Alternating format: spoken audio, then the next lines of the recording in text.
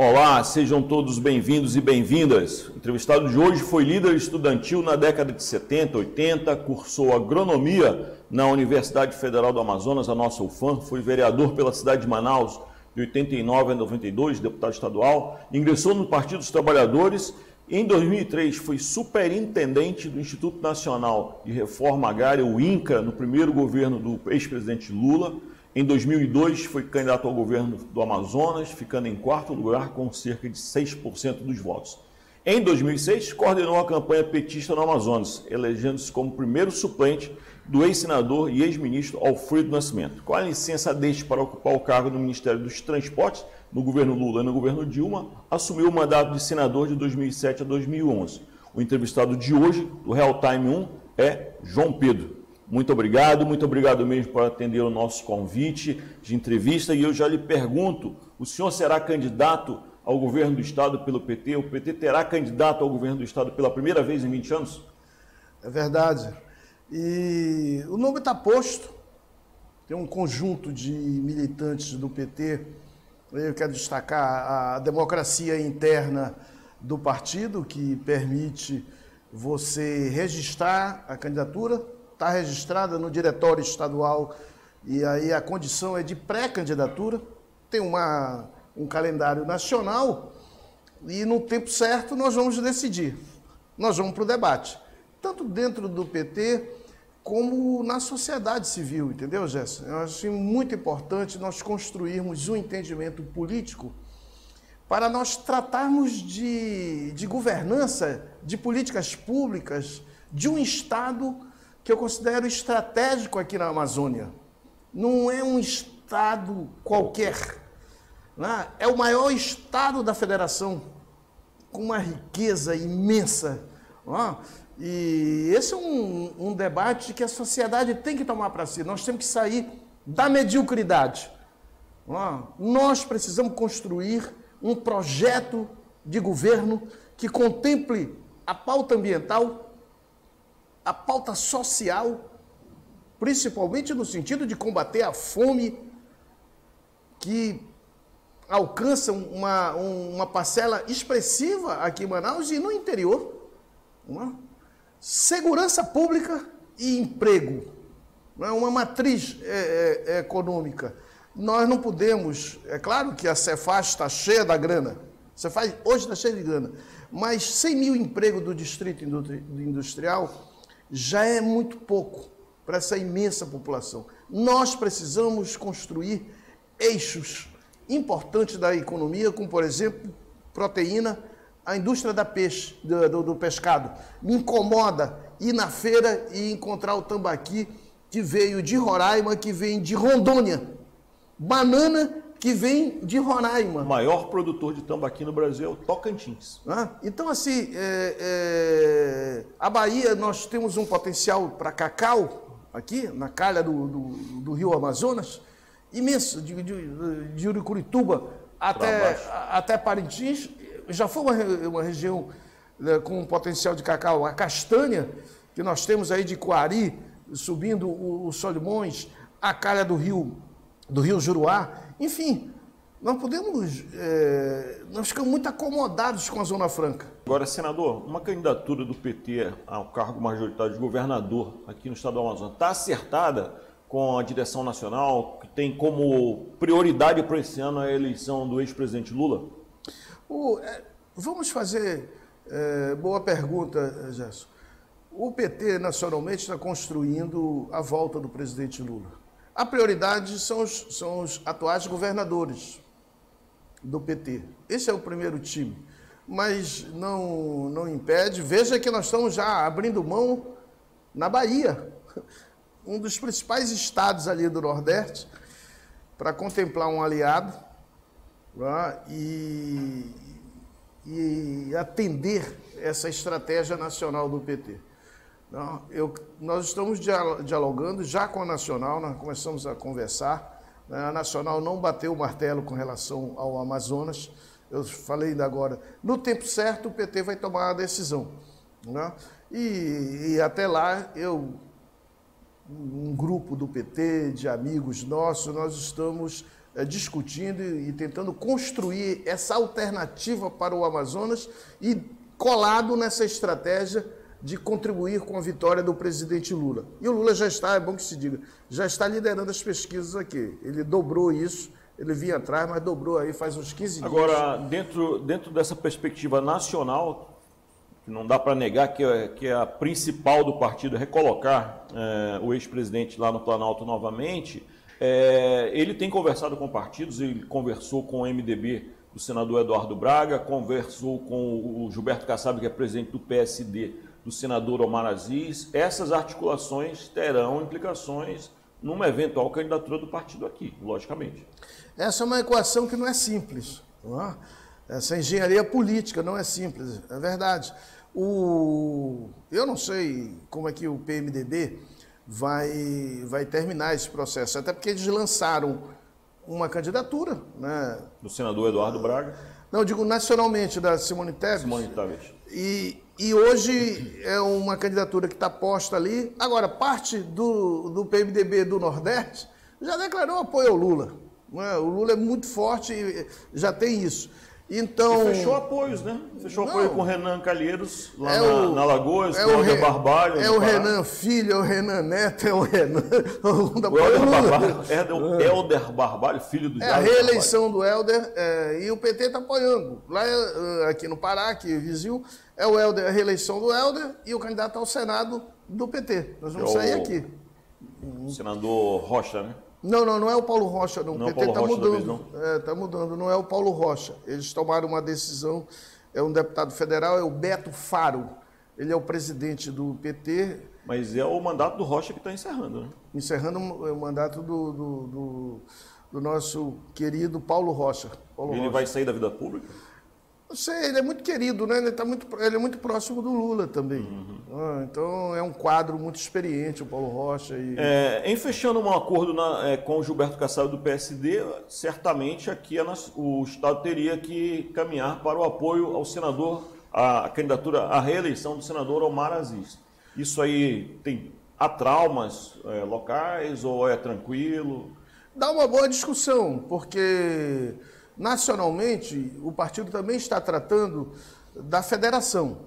A federação se configurando, é um bloco forte aqui no Amazonas. PT, PCdoB, PSB, vamos dizer assim, PCdoB tem a Vanessa, um quadro importante, o Serafim Correia, outra liderança, um ex-prefeito, um deputado estadual, e tem o Roberto Cidade, presidente da Assembleia, no PV. E o Carlos Bessa também. E Carlos Bessa, tem 2 deputados estaduais aqui, no PV. Então, isso é um palanque forte. Isso é um palanque forte. Então, nós temos uma estratégia de reeleger os deputados federais, uma bancada.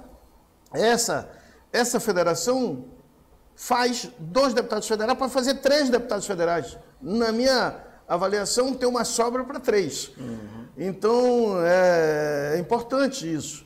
Deputados estaduais, tem o Sinésio, né, tem a pré-candidatura do Valdemir Santana, do João Tayar no PT, o Sinésio é o carro-chefe aí, tem outros nomes importantes. Então, é um bloco. E aí, eu defendo que nós tenhamos, na federação, uma candidatura ao governo. E defendo que a candidatura ao governo do bloco seja do PT. Isso afastaria o PT do senador Omar? Eu acho que nós podemos fazer uma engenharia. O Omar teve um mandato importante aí na CPI, né, fez um corte, né, confrontando com o Bolsonaro, né, teve uma boa polêmica e o presidente Lula vem conversando com um partido que tem um peso no Congresso Nacional. O Marcelo Serafim acaba de ingressar no PSD. Então, essa engenharia... Marcelo Ramos. Marcelo Ramos, né, que é uma liderança da Câmara Federal.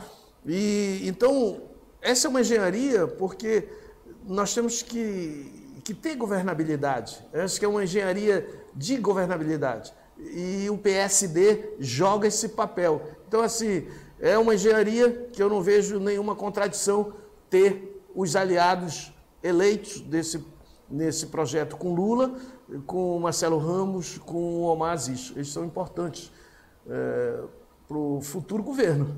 Senador, o senhor foi de vereador ao Senado, na sua trajetória política, tem uma experiência muito grande na política do nosso estado. Como é que o senhor vê, por exemplo, a situação do governador Wilson Lima? Ele é um quadro competitivo? Ele tem uma máquina, né? Nós não podemos achar que a máquina não tem a sua influência. Agora, o atual governador, ele veio naquele momento muito particular na história do Brasil de 2018, né? E de vários governadores eleitos sem muita história na política.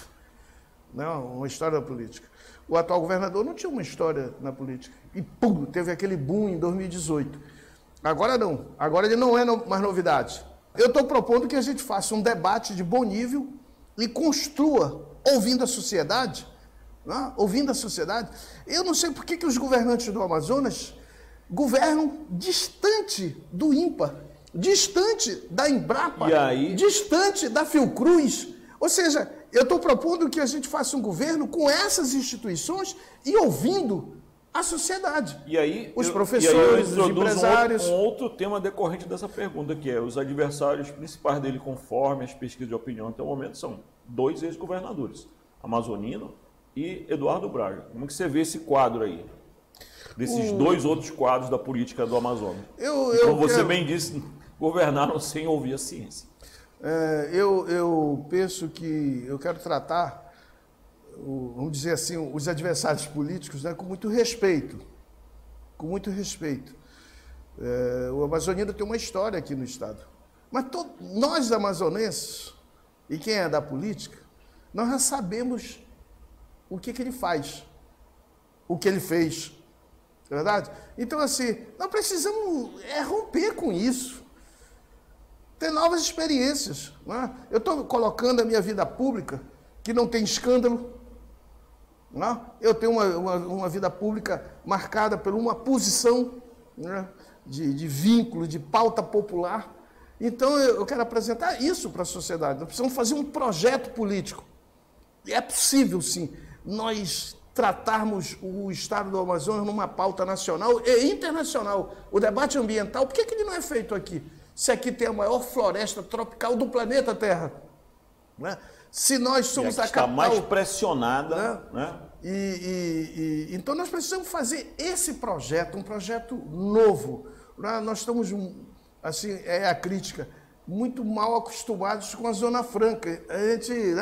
A Zona Franca produz a riqueza e a gente... Por que não trabalhar uma economia madeireira? Por que não trabalhar para valer com o turismo ambiental, com a economia verde? O senhor faz uma defesa real do legado que os governos petistas tiveram no Amazonas. Zona Franca, os IFAMs, as obras estruturantes que aqui foram feitas com o apoio dos governos federais petistas. Mas cabe aqui ao jornalista fazer a pergunta bolsonarista, né? E o PT, e os escândalos do PT, como é que será tratado na campanha e como que será enfrentado? Não só por uma eventual candidatura sua, mas também pelo do presidente Lula, do ex-presidente Lula. Não, nós temos muita tranquilidade. Eu acho que cometemos erros. Foi uma experiência nova para a esquerda fazer um governo de composição, entendeu? De fazer... De composição com o PL, com o PMDB, com o PR, com o PTB, entendeu? E houveram escândalos, mas nós fomos golpeados por um discurso, inclusive com muito fake news, né? Um discurso para desqualificar um projeto exitoso, um projeto que deu uma liderança internacional para o Brasil. O Brasil estava discutido nos BRICS. O Brasil era recepcionado no mundo. O Brasil tinha uma relação e aumentou nossa relação comercial com a China. Foi com Lula. Então, assim, para tentar desqualificar, tem uma parte da mídia cometeu excessos contra a gente. Está aí. O Lula já está no 23º processo que ele ganha desfazendo mentiras. Por acaso, Manaus é uma cidade uma capital mais bolsonarista do país, né? Como é que é enfrentar uma máquina dessa? Olha, eu espero que uma parcela desse eleitorado que se manifestou em 2018 mude. Porque nós não estamos fazendo promessa vazia. O manauara conhece o que o Lula fez com política de governo. A principal pauta do empresariado era prorrogar a Zona Franca. Nós mexemos na Constituição, na primeira reforma foram 10 anos, depois 50 anos. Isso foi muito importante para a Zona Franca de Manaus. Está aí, como é que o Paulo Guedes trata a Zona Franca de Manaus? Agora mesmo. Está com um punhal nas nossas costas discutindo o IPI. Agora mesmo, nós estamos vivendo isso. Essa insegurança jurídica do IPI, incentivada pelo Paulo Guedes, que não gosta da Zona Franca. Essa é que é a verdade. O Paulo Guedes não gosta, é um homem do mundo financeiro e não gosta da Zona Franca. Então, assim, o Lula não é promessa, ele já fez pelo Amazonas. Então, parte do eleitorado que votou no Bolsonaro em 2018, eu não tenho nenhuma dúvida que vai fazer essa reflexão e vai ajudar a botar o Brasil no trilho. Eu destaquei aqui na abertura da nossa entrevista, o senhor veio da liderança estudantil lá nos anos 70, 80, ainda na ditadura militar. Sentiu a mão forte do que é um regime autoritário e autocrático que vivíamos naquela época. O presidente Bolsonaro é egresso desse regime e ele não cansa de ameaçar a democracia brasileira. O senhor acha que ele, perdendo a eleição, se for o caso de confirmar-se esses números, ele vai perder calado? Ele não vai tentar um golpe? Nós vivemos um momento difícil nesse aspecto aqui no Brasil. 2021 não podemos esquecer. Houveram manifestações, rojões estourados na porta do Supremo. O Bolsonaro comandou manifestações contra o Supremo, contra o Congresso. Então, é muito forte. Ameaça a justiça eleitoral a todo tempo. É muito forte o viés golpista do Bolsonaro. Mas a sociedade brasileira tem consciência de mobilizações, de não aceitar retrocesso antidemocrático. Então, eu não tenho dúvida que nós vamos ter uma eleição tensa. Daí a importância de nós respeitarmos e valorizarmos as nossas instituições, a sociedade civil. Senador, muito obrigado mesmo por ter atendido o nosso pedido de entrevista. Muito obrigado, valeu, foi bom. Valeu, Zé. E você que nos acompanha, o Real Time segue aqui abrindo seu espaço para todas as tendências, mostrar os seus planos, mostrar o que pensa sobre o país e, sobretudo, o que pensa sobre o nosso Amazonas. Se gostou dessa entrevista, curta. Se gostou mais ainda, curta, compartilhe e comente. Isso é muito importante para o nosso trabalho aqui. Siga-nos nas nossas redes sociais, no Facebook, Instagram e Twitter e também agora no TikTok, considerando assinar o nosso canal no YouTube, portal Real Time 1. E até uma próxima oportunidade. Valeu!